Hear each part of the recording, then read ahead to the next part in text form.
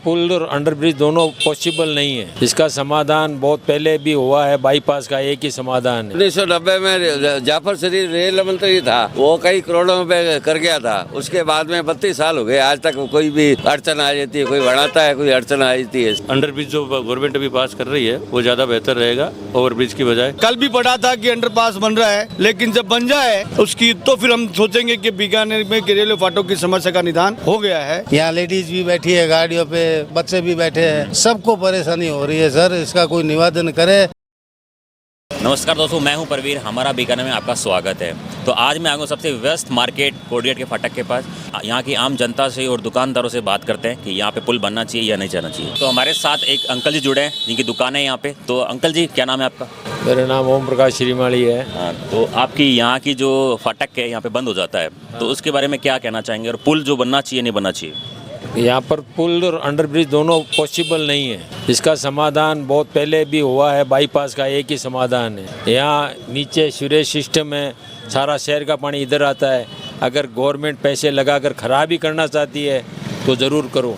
इतना सारा छोटा सा बीकानेर है, छोटा सा बाज़ार है, मेन रोड यही है। अगर यहीं अंडरब्रिज या ओवरब्रिज कोई भी बनाते हैं तो सारा उसका नुकसान जनता का और व्यापारियों का ही होगा। सारा काम धंधा उनका बेकार होगा यहाँ से। ये फाटक बंद हो जाता है तो आपको क्या परेशानी मिलती है? सारी परेशानी होती है जी।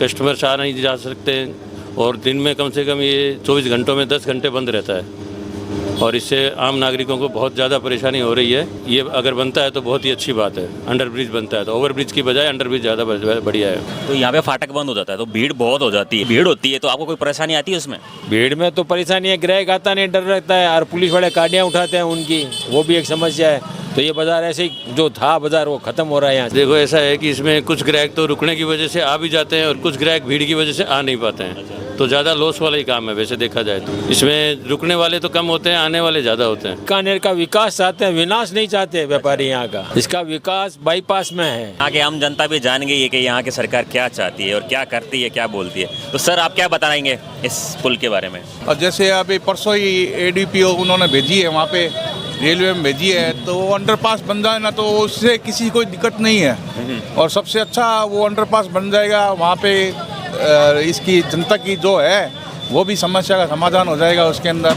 सर आम जनता को तो परेशानी होती है, आपको भी तो होती है, उसका क्या कारण है? हमारे को तो बहुत ज़्यादा परेशानी होती है। दिन भर ध्वनि प्रदूषण होता है, कितनी परेशानी होती है कि पूर्वकालीन भी बहुत मीटिंग हुई। वसुंधरा गवर्नमेंट की टाइम 156 करोड़ का बजट एलिवेटेड के लिए आया, वापिस चला गया। कहाँ लगा? झालावाड़। इसका बजट भी आएगा। मुख्यमंत्री का गृह जिला कौन सा है? जोधपुर। उसके बीच में एक बजट और आया। आप कैलाश बंसाली हैं, कैलाश MLA हैं जोधपुर से, उनके गृह क्षेत्र में लग गया। तो बीकानेर के लिए बजट मिलता है, बीकानेर को दिखाते हैं कि हम एलिवेटेड रोड बनाएंगे, अंडरपास बनाएंगे, लेकिन कोई भी तरह का बजट है वो माननीय आपके चैनल के माध्यम से मैं ये फिर कहना चाहता हूँ कि यहाँ का जो बजट है वो जोधपुर लगेगा, यहाँ नहीं लगेगा। पत्रकार हैं, मीडिया से हैं, आप हमारी भावनाओं को वहाँ तक पहुँचाते हैं, लेकिन उनको हमारी भावनाओं की कोई कदर नहीं है, बीकानेर की जनता की कोई कदर नहीं है। यहाँ के संभागीय आयुक्त, डिविजनल कमिश्नर ने बेचारे बहुत अच्छा काम किया बीकानेर में, आज वन वे करके बहुत अच्छा काम किया,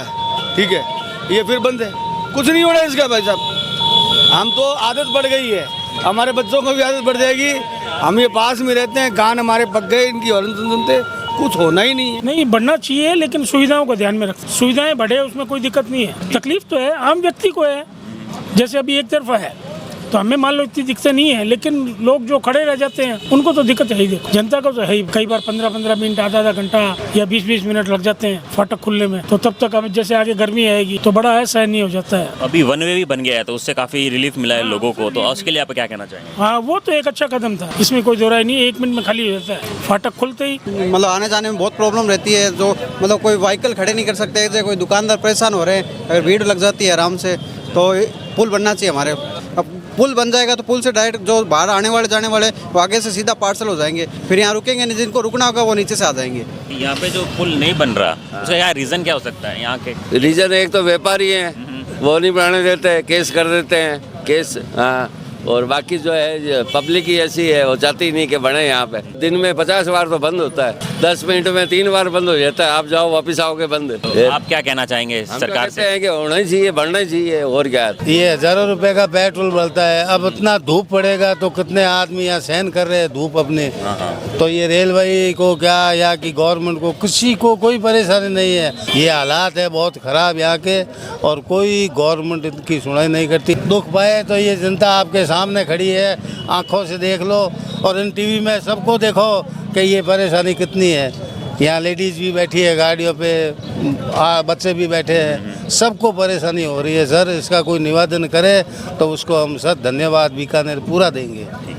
कल भी पढ़ा था कि अंडरपास बन रहा है, लेकिन जब बन जाए उसकी तो फिर हम सोचेंगे कि बीकानेर में रेलवे फाटक की समस्या का निदान हो गया है।